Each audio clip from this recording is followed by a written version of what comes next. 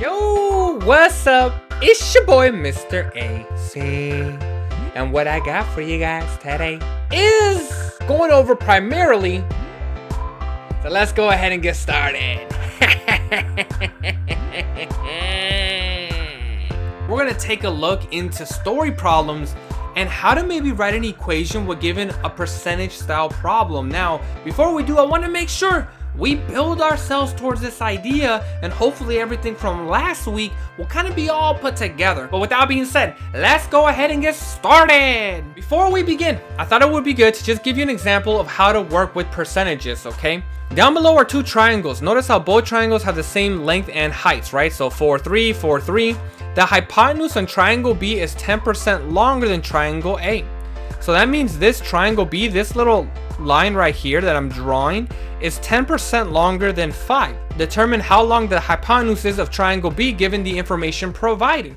So how do we do this? Well, whenever you deal with percentages, you always want to turn it to a decimal. So what you really want to do here is we're going to take this 10% and we're going to divide it by 100%. Why 100%?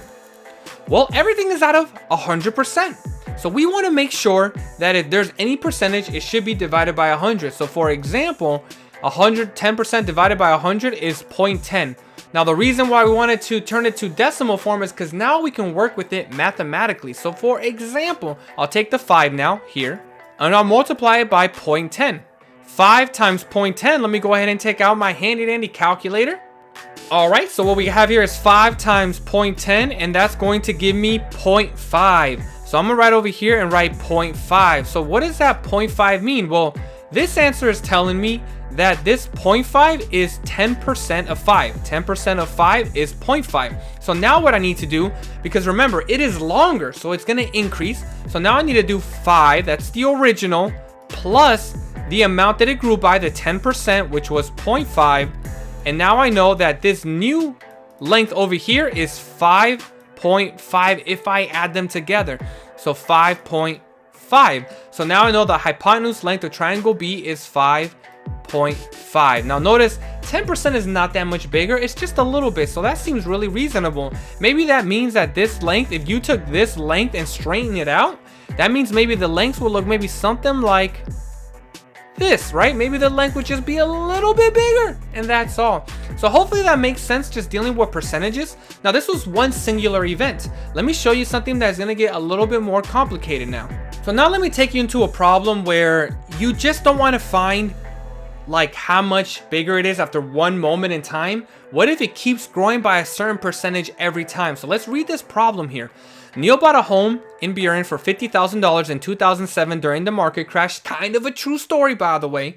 Every year, the value of the house will increase by 15%. How much is it worth in 2020? There's a lot of things we got to do. Ideally, we want to make an equation so that we have a really efficient way of going about this. But for now, we're going to go the long way so you can see how we form this. Now, before I do, how's this grow by percentages? Let me go ahead and show you. I took a random house that's for sale in Burien right now. In 2016, down over here, the house was $238,000. And then it was $304 in one more year. That's a 27% increase. And then the third year, $334. And look at the price of the house now. It is $500,000.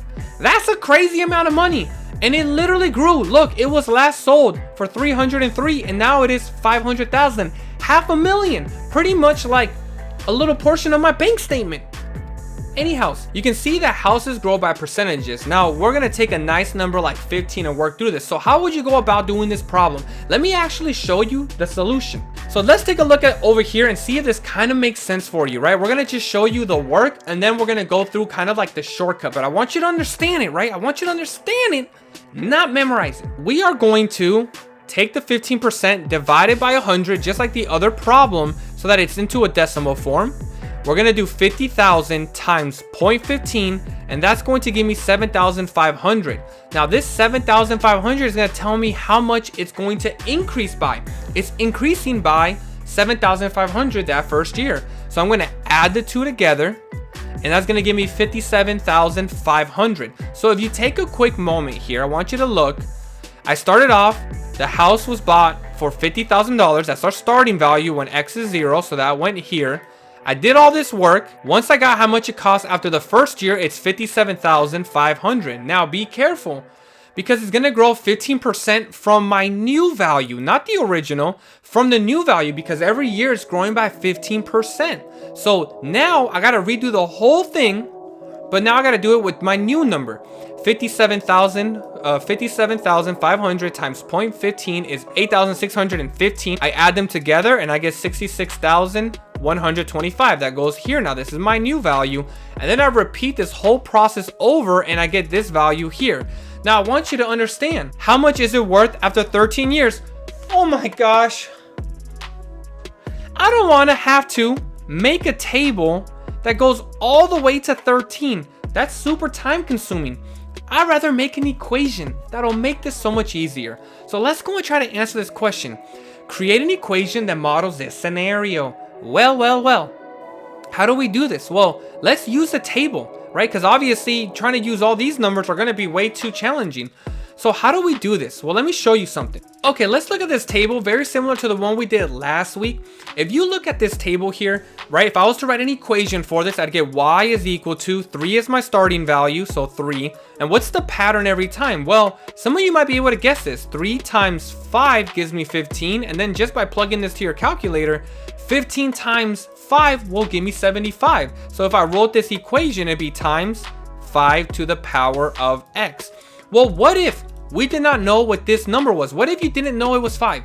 You can always take this number, so 15, you can go backwards and divide it by the number above it. 15 divided by 3 is 5. So if you need to find what number you're always multiplying by, you can always take the second number in the row and divide it by the first number. That'll give you 5, and then you can go the other way. 3 times 5 is 15.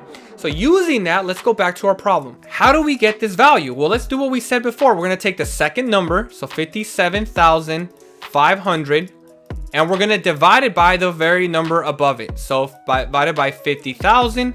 And what is that going to give me? Well, let's take out our calculator. 57,500 divided by 50,000 is 1.15. 1.15. Now I'm going to write it here. Let me change the color because it looks hard to see. 50,000 times 1.15 gives me 57,500. And believe it or not, this number will always stay the same because the 15% never changed. So there it is. Now check this out. If I take my calculator and write it over here, let's go 50,000, 1.15 raised to the power, times that. So 50,000 times 1.15, 57,500. Nice. We multiply it by that same constant ratio, or our growth factor, 66,125. Nice. And then let's multiply it one more time to see if everything aligns. 76,043.75. Nice. We get everything that we were looking for. So now that we figured that out, we can go and write our equation. Y equals 50,000. That's how much we started with, times 1.15. That is my growth factor, or my constant multiplier. That's the number I'm always multiplying by. And the other problem, it was 5. In this case, it's a decimal. And we get this right here. This is my equation. And now I can just take the 13 and plug it into the x to figure out this problem. And what's very nice about this is, if I have an equation, I can just plug numbers in and I never have to worry about doing this table every single time. So I want you to look for a moment. What do you think this 0.15 represents right here? Well, this 0.15 actually represented our 15%, right? That was from this right here, 15%. Well, I want you to think about, well, what does the 1 represent? Well, the 1 represents 100% of your starting value. Let me write it down right here. So obviously it's a decimal. So 0.15 represents the 15% that we were increasing by. And the 1 represents 100% of your starting value. That if a problem is increasing, it should always increase above this starting value. You will always keep 100% of your starting value, and then you're going to be increasing by this 15% right here. So how do we put this all together? So bear with me and let's do one more increasing problem. So let's take a look at this problem here and let's see if we can put it all together. Mr. Vieira bought one of the rarest calculators called the Zero Gravity TI 1000 for $300. You can look it up. It's a true story. It's online. It is expected to increase by 12% every year. Write an equation that models this problem, and how much is it worth after 12 years? Well, I want you to notice something. I don't want to make a table all the way to 12 like the other problem. I want a shortcut. So let's think about this for a moment. Is this problem increasing or decreasing? Well, we know this problem is increasing. Because it's increasing, I want you to think about, well, will this number ever drop down? Well, it never will. So what we can do is this. Well, we know, kind of going through the shortcut, that we are going to always keep 100% of our starting value. So 100%. This represents that we're always going to start with 100% of this 300. Well, how much are we increasing by? Well, we are increasing by 12% every year. So 12% like this. We're going to get 112% like this. Well, how do we turn percentages to decimals? Well, we're going to divide this by 100% like this. And we get 1.112. This is very good. Now, if I go to write my equation, I'm going to write y is equal to, well, what is my starting value? Well, 300 times 1.12 raised to the power of x. This is if you are increasing. We are increasing, so it's 100% plus the amount that we're increasing by. So this 100% represents our starting value, and this 12% represents how much we're increasing by every year. So that's the 1.112. So how much is it worth after 12 years? Well, now we can do 300, 1.112 raised to the power of 12 here. I know I maybe should have chose a different number to not get all these 12s confused, so that went here.